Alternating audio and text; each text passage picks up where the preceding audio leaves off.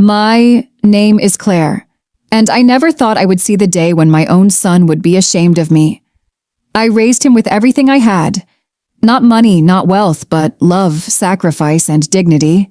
I skipped meals so he could eat, worked double shifts so he could have an education, and wore old clothes so he could wear new ones. But as he grew older, he began to see me differently. To him, I wasn't a mother who gave everything. I was just poor. He mocked me, laughed at me, and made me feel small in front of others. Still, I stayed quiet. I smiled through the pain, because deep down I knew life has a way of teaching lessons far better than words ever could. And on the most important day of his life, his wedding day, I gave him a gift that no amount of money could ever replace. It was small, it was simple, but when he opened it, the entire room went silent. This is the story of how a mother's silence became her greatest revenge. When I look back on it now, I realize the signs were always there. My son, Michael, had grown into a man who valued appearances more than people, possessions more than principles, and wealth more than love. But at the time, I wanted so desperately to believe that under his arrogance, there was still the boy I had raised with my own two hands. The boy who used to hold my fingers with his tiny ones when we crossed the street. The boy who once thought I was the strongest person in the world. But life has a cruel way of showing you the truth. And for me, that truth revealed itself in the form of ridicule. Subtle at first, like a whisper, then louder and bolder, until it became a chorus that I couldn't ignore. Michael had started mocking me for being poor. It began with small comments, things that might sound harmless to someone on the outside. He'd look at my shoes, worn at the heel, polished as best as I could manage, and he'd smirk. "Mom, don't those belong in a museum?" He'd laugh, while his friends chuckled in the background. At first, I told myself it was harmless teasing, the way children sometimes joke with their parents. But his tone carried something heavier: disdain. It wasn't laughter meant to include me, but laughter meant to isolate me. I lived in a modest home, nothing grand, nothing fancy. 2 small bedrooms, a kitchen that always smelled faintly of onions and coffee, and furniture that had seen better days. It wasn't much, but it was ours. Or at least, it had been mine. Michael used to say, "When I make it big, Mom, I'll buy you a mansion." But as he grew older, the dream changed. The joke changed. By the time he was in college, he'd bring his friends over and say things like, "Sorry about the place, guys. My mom doesn't believe in upgrades." They would laugh, and I would smile politely, offering them something to drink, pretending I didn't hear. But inside, each word was a dagger. Food was another subject of his mockery. I never had much money, but I always made sure there was food on the table. Simple meals, rice with vegetables, chicken when it was on sale, and on special nights, a pie baked from scratch. It was humble food made with love. Yet Michael twisted it into something to be ashamed of. One night he invited his girlfriend over for dinner. I remember setting the table with my best plates, mismatched though they were, and serving a hearty stew that had been simmering all day. I ladled it carefully, proud of the flavor, proud of the effort. But when she took her first bite, Michael laughed. "Babe, don't worry. Mom's on a budget cuisine plan. It's basically peasant food." My heart sank. His girlfriend forced a polite smile, but I saw the flicker of embarrassment in her eyes. Not embarrassment for him, for me. As if being poor was a disease she might catch by sitting at my table. I didn't say a word. I smiled, lowered my eyes, and asked if she wanted more bread. The worst moments came at family gatherings. Thanksgiving, Christmas, birthdays. Times that were supposed to be filled with warmth and love became stages for my humiliation. I remember one Thanksgiving in particular. The whole family had gathered at my sister's house. She and her husband were well off with a big suburban home, marble countertops, and a dining table that could seat 12. Everyone was dressed up, sipping wine, and sharing stories. Michael dressed sharply in a suit that probably cost more than my monthly rent, leaned back in his chair and said loudly, "You know, my mom still washes clothes in that ancient machine from the 80s. I keep telling her it's going to explode one day, but she says it still works, so why bother?" The table erupted in laughter. My nephews slapped him on the back. My cousins chuckled, and even my sister covered her mouth as she giggled. I forced a laugh too, my face burning. But inside I felt small, smaller than I had ever felt in my life. I wanted to disappear into the floorboards. He didn't stop there. At Christmas, when everyone exchanged gifts, he'd make jokes about the presents I brought. I would knit scarves or bake cookies, wrapping them neatly with ribbon, putting love into every detail. But Michael would say, "Here comes Mom's homemade special. You never know what you're going to get. One year it's socks, the next it's banana bread. Maybe next year we'll get an actual gift card."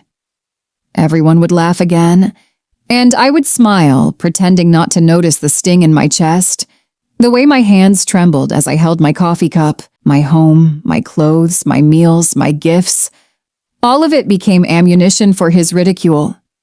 I remember once at his friend's birthday party, I wore a dress I had owned for over a decade. It was plain, navy blue, but it was clean and pressed. When I arrived, Michael looked at me and whispered under his breath, "Mom, could you not? You look like you walked out of a thrift store catalog." The words sliced through me like glass. Still, I said nothing. I just nodded, sat quietly in the corner, and tried to blend in. Because that's what I did best. I stayed silent. Not because I agreed with him, not because I believed his words, but because I knew arguing would only feed his arrogance, only make me look bitter and weak. I chose dignity, even in humiliation. I endured his mocking with a quiet smile, holding my pain inside where no one could see it. At night, when the house was empty and I was alone, I'd let the tears come. I'd sit at the kitchen table, staring at the chipped edge of the counter, and wonder how the boy I loved so fiercely had turned into a man who treated me like a joke. I asked myself over and over, where did I go wrong? Did I love him too much? Did I not give him enough? Did the world teach him to measure worth in dollars instead of character? I didn't have answers, only questions that echoed in my heart. But even as he mocked me, even as he stripped me down with words, I stayed quiet. Because silence, I knew, was its own kind of strength. And though he didn't know it yet, that silence would one day become the very thing that shattered his pride. When I hear my son laugh at me now, when I feel his words cut through me, I can't help but go back in time. Back to the years when it was just him and me against the world. The years when I gave everything, and sometimes more than everything, just so he could have a chance at a better life. People see an older woman now. They see my worn hands, my small home, my plain clothes, and they think that's all there is to me. But they don't see the story behind those things.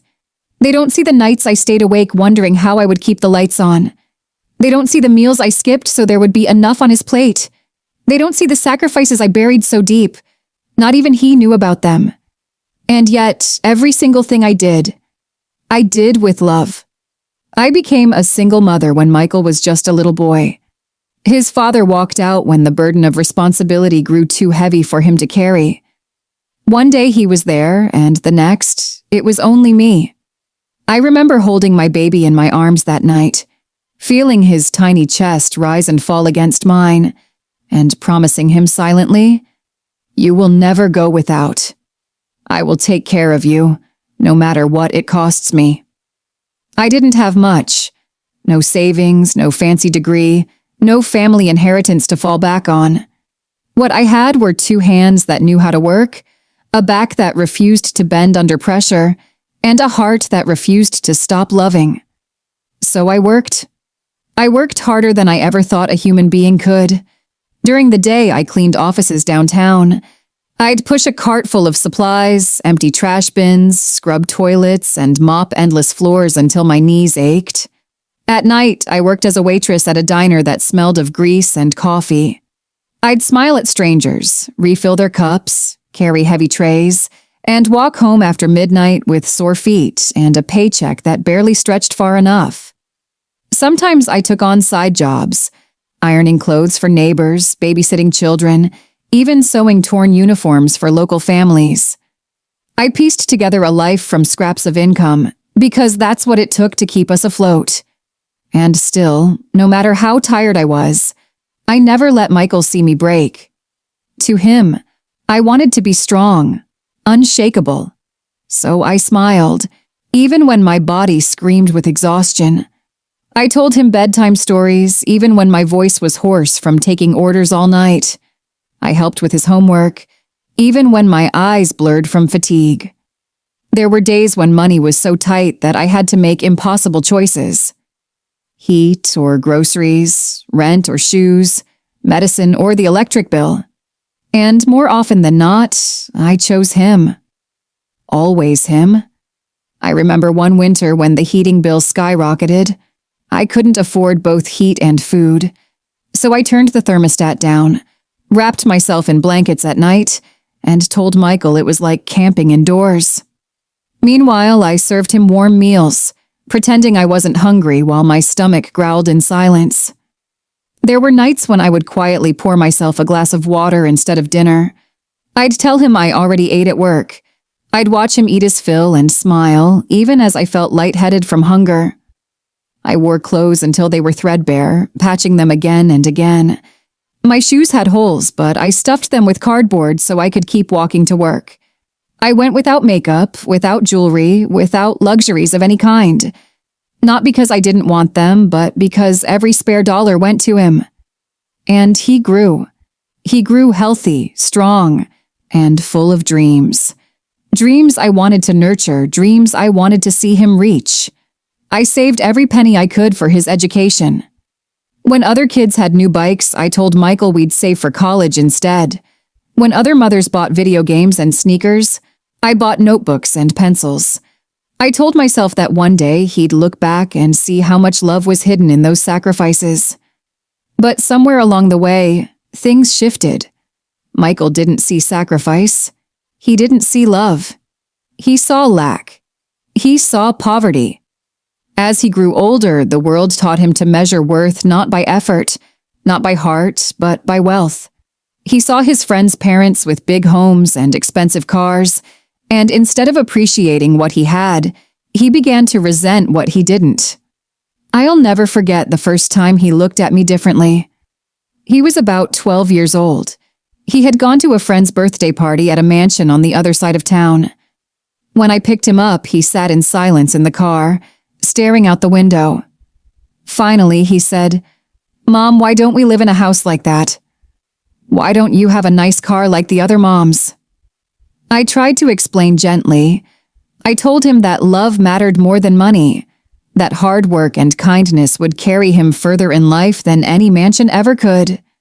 But he wasn't listening. He was looking at my old car, the one with the squeaky brakes and the cracked dashboard, and I could see the shame in his eyes. From then on, it only grew worse. In high school, he refused to invite friends over, embarrassed by our small home and its faded furniture.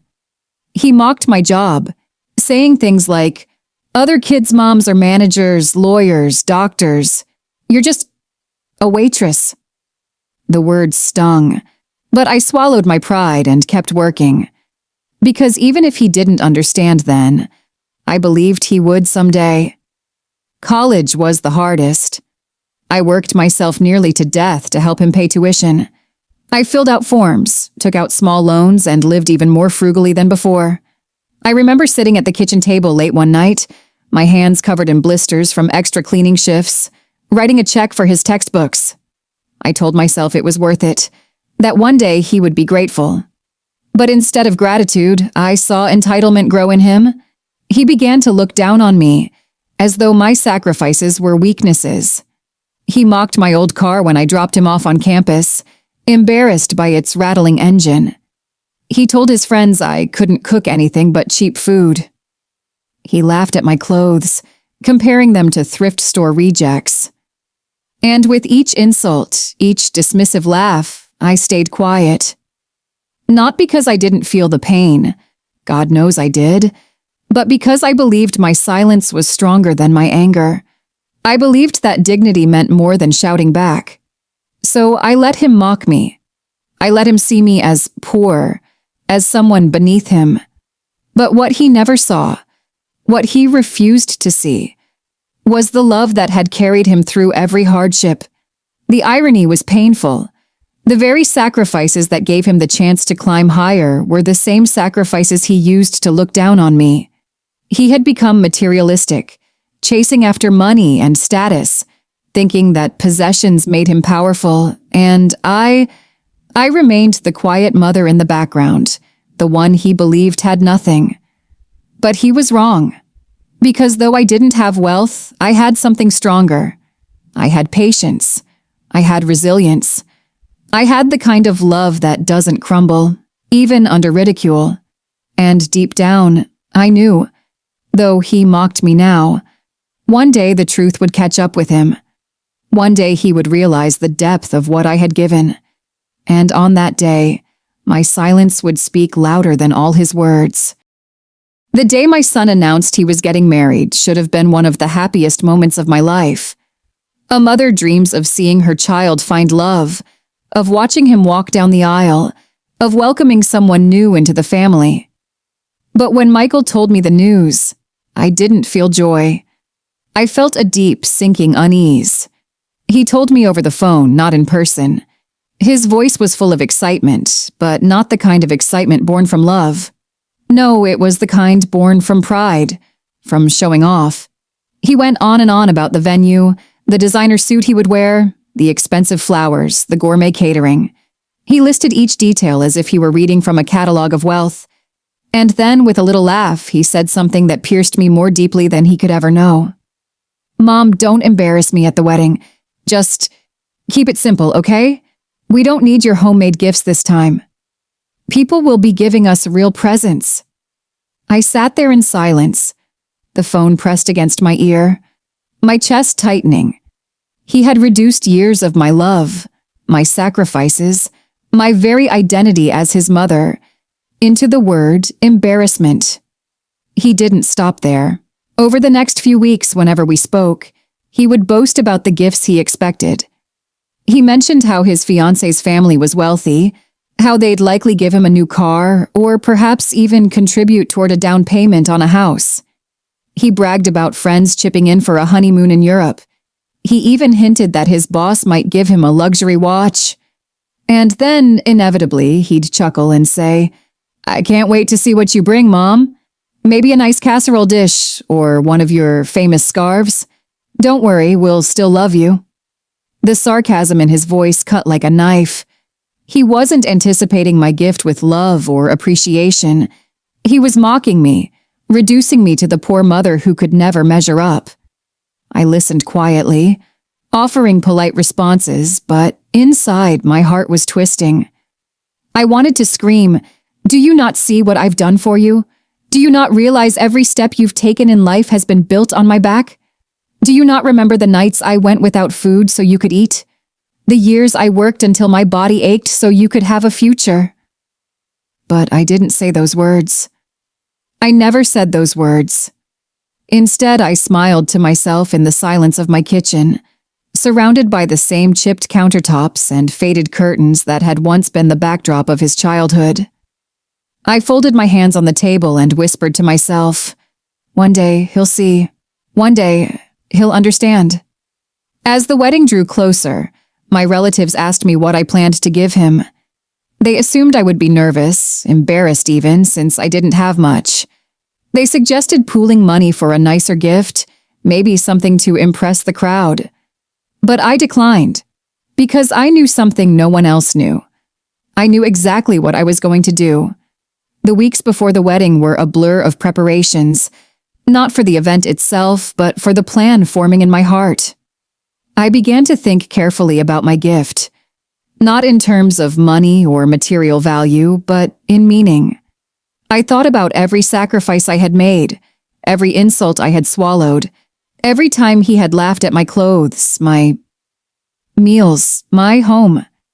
I thought about how he had mistaken silence for weakness, humility for shame, And slowly the idea came to me. It wasn't flashy. It wasn't expensive. It wasn't something anyone else would have thought of.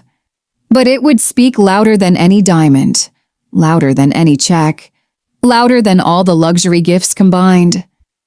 I found a small wooden box in a thrift store downtown. It wasn't much, plain, worn around the edges, but it had a quiet dignity to it. Something about it reminded me of myself. I took it home, polished it, and lined the inside with soft fabric. Then I carefully prepared the note that would go inside. I won't tell you yet what the note said. That moment will come later. But I will say this. Every word was chosen with care, with intention. It was not written in anger, but in truth. It carried the weight of years. Years of sacrifice, of silence, of love unrecognized. As I folded the paper and placed it inside the box, my hands trembled.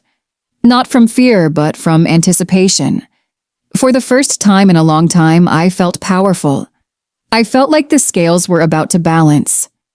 In the days leading up to the wedding, Michael continued to boast. He called me one evening, his voice smug. "Mom, you should see the registry. People are buying us everything. Crystal glassware, a flat-screen TV, even a luxury coffee machine. It's going to be amazing. I just hope you don't bring something embarrassing." I bit my tongue. I wanted to laugh. Not the laugh of mockery, but the laugh of a mother who knows a secret her son cannot yet imagine. Instead, I simply said, "Don't worry, Michael. I have the perfect gift for you." He chuckled, not taking me seriously. "Well, as long as it's not one of those knitted sweaters." I smiled quietly. If only he knew. The night before the wedding, I barely slept. I sat at the kitchen table, staring at the box, running my fingers over its smooth lid. I thought about the years that had led me to this moment, the sacrifices, the humiliations, the love that had gone unseen. Tears slid down my cheeks, not of sorrow, but of release. Tomorrow I would no longer be silent. Tomorrow my son, and everyone else in that grand room, would finally understand. For so long, I had carried the weight of his disdain like a stone on my chest. But tomorrow that weight would shift. Tomorrow the silence I had endured would transform into the loudest message I had ever spoken. I whispered to myself, "It's time." When the morning of the wedding arrived, I dressed simply, as I always did. A modest dress, carefully pressed.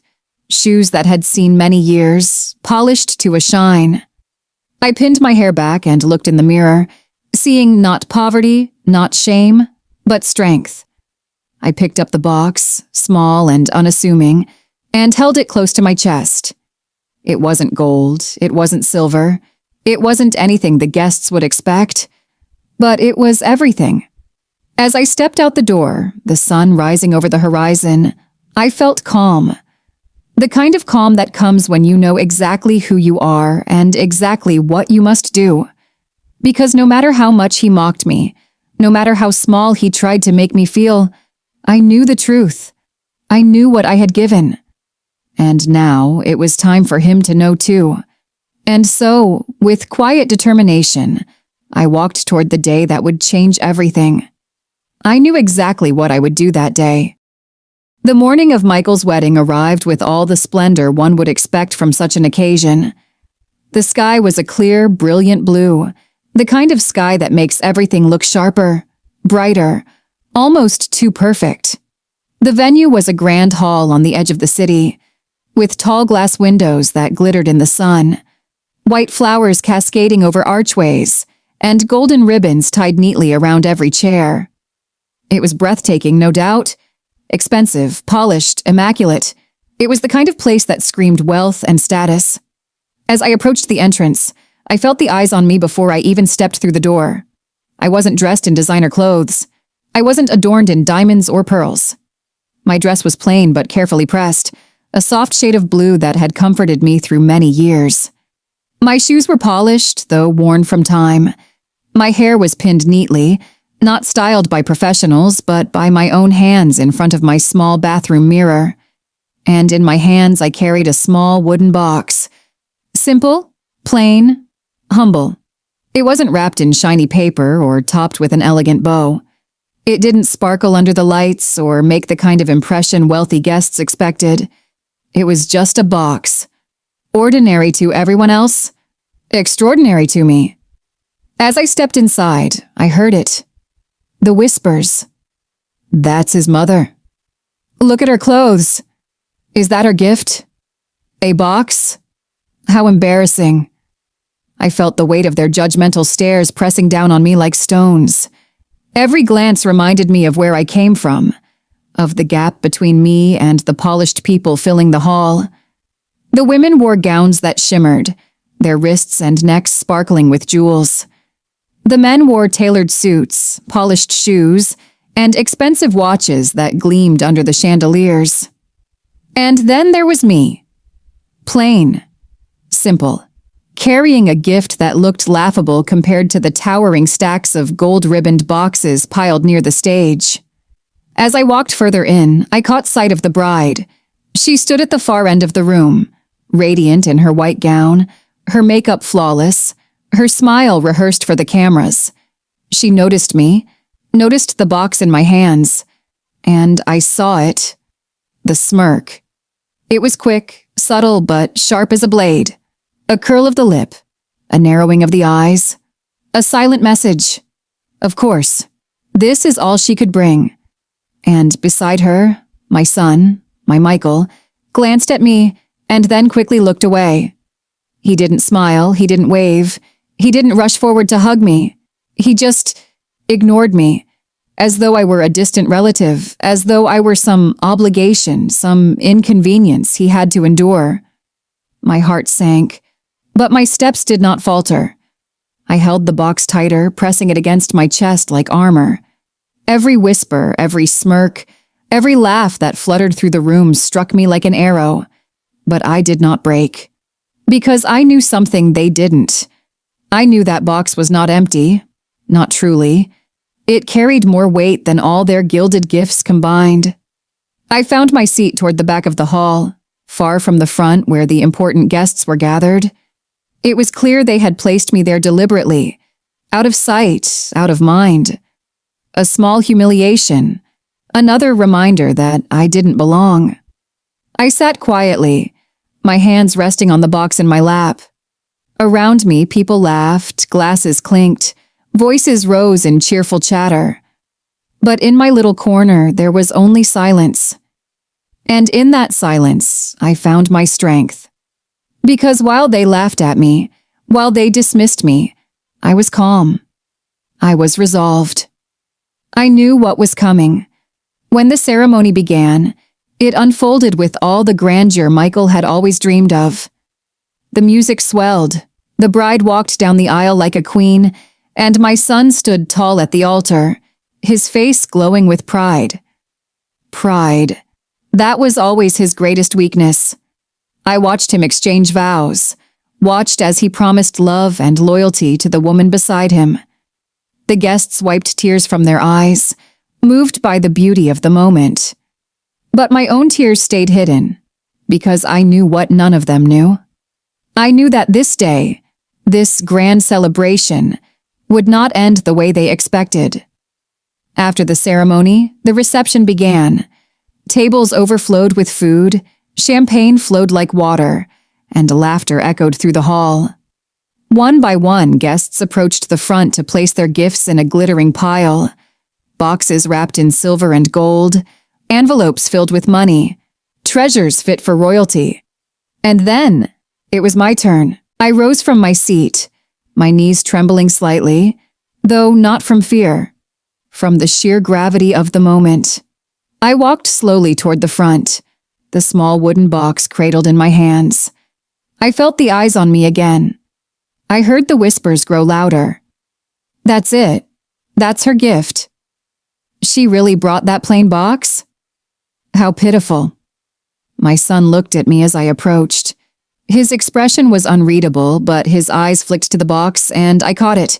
That spark of disdain, that trace of embarrassment he thought I wouldn't notice. The bride's smirk widened. She leaned slightly toward him, whispering something that made him chuckle under his breath. And yet, I kept walking, one step after another, steady and calm. When I reached the front, I placed the box carefully on the table. My hands lingered on it for just a moment, as though I were letting go of a part of myself. Then I stepped back, folding my hands, standing tall despite the storm of judgment swirling around me. I didn't say a word. I didn't explain. I didn't defend myself. Because I didn't need to. The evening carried on, and though people tried to ignore me, I could feel their curiosity growing. That little box sat among the grand, glittering gifts like a blemish, a flaw in the perfect picture. It didn't belong, and that made it all the more noticeable. Every so often I saw guests glance at it, whispering, speculating. Some laughed, others pitied me, but none of them knew the truth. None of them could guess what was waiting inside. I sat quietly at my table, sipping water, watching. My emotions swirled within me. Hurt, yes, from the looks and the laughter, but also calm. A deep, steady calm that came from knowing I was no longer a victim in this story. They thought they were mocking me. They thought they were diminishing me. But in reality, they were only setting the stage. They were tightening the spring that would soon release with full force. I smiled faintly to myself, because I knew, when that box was opened, everything would change. The bride's smirk, the whispers, the stares, my son's cold indifference. All of it was fuel. Fuel for the moment I had been waiting for. And as I sat there in the glow of chandeliers, in a room filled with wealth and pride, I felt it in my bones. This was the calm before the storm. Tomorrow they would remember the flowers. They would remember the music. But above all, they would remember the box. The gift that looked so small, so plain, so laughable. The gift that would silence them all. The time came for the gifts to be opened. The bride and groom sat at the front of the hall, their hands intertwined, their smiles rehearsed for the cameras. The towering pile of presents glistened behind them, boxes wrapped in silk, ribbons cascading like waterfalls, envelopes tucked into glittering bags. The master of ceremonies began handing them over one by one. The bride's family gave them a crystal vase that shimmered under the lights. The groom's wealthy friends gave them an envelope so thick with money it hardly closed. Each gift was grander than the last, each one followed by applause, laughter, admiration. And then, my box was carried forward. I saw it, the way people craned their necks, their eyes narrowing with curiosity. I heard the faint chuckles ripple through the room, little sparks of cruelty that grew louder with each passing second. "That's her gift?" Someone whispered loudly enough for half the hall to hear. "Maybe she couldn't afford wrapping paper," another voice laughed. And then the bride herself leaned over to Michael, her lips brushing his ear. She said something I couldn't hear, but I didn't need to. The smirk that spread across her face told me enough. Michael looked down at the plain box, and for a moment his eyes betrayed him. Embarrassment, disdain, that same sharp edge he'd shown me before. And then, with a shrug, he opened it. The lid lifted easily. The box was light, almost weightless, and when he peered inside, his brows furrowed. Empty. The silence lasted half a second before it broke, shattered by laughter. The hall erupted. Guests threw their heads back, clutching their sides, wiping tears from their eyes. Some laughed cruelly, others shook their heads in pity, but it all blended together into a storm of mockery. The bride covered her mouth as she giggled, though her eyes glowed with triumph. She leaned into Michael, whispering again, and this time her laughter rang out like a bell. And Michael himself. He laughed too, a sharp, hollow laugh that pierced my chest. I sat still in my chair, my hands folded neatly, my expression calm. My heart was beating, yes, but not from shame, from anticipation. Because I knew what was coming. At first, he thought it was a mistake. He turned the box upside down, shook it lightly, as though something might tumble out. Nothing. His laughter faltered for just a moment, replaced with confusion. And then he saw it. Taped neatly to the inside of the lid was a folded piece of paper. He frowned, pulled it free, and unfolded it slowly. His lips moved silently as he read the words. Words I had written with trembling hands late at night, under the dim light of my old kitchen lamp. The note was short, simple, but it carried a lifetime within it. "To my son," it began. "You mocked me for being poor. You laughed at my clothes, my home, my simple meals. But let me tell you what you never saw. You never saw me go to bed hungry so you could eat. You never saw me work 3 jobs so you could have shoes on your feet and books in your bag. You never saw the tears I wiped away in silence, the nights I stayed awake wondering how I would pay the bills, the sacrifices I made so your dreams would never be as small as my means. You see emptiness when you look inside this box, but that emptiness is not a mistake. It is a mirror. It is the truth. Because while you see nothing, I see everything I gave that left me with nothing. I gave until there was nothing left. And that nothing is what built your everything? One day you may understand. But today, let this box remind you. Respect cannot be bought.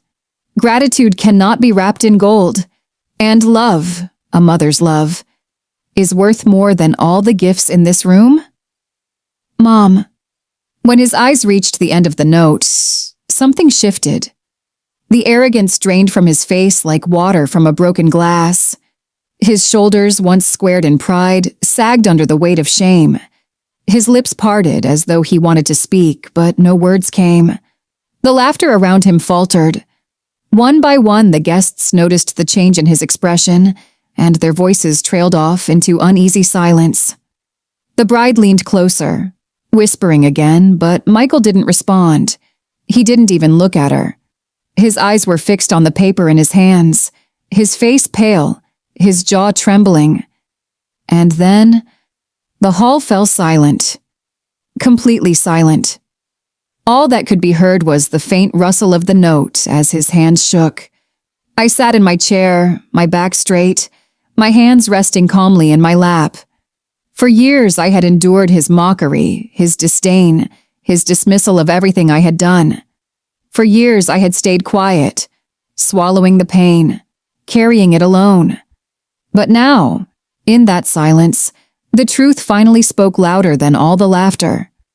Michael's eyes lifted slowly, searching the room until they found me at the back.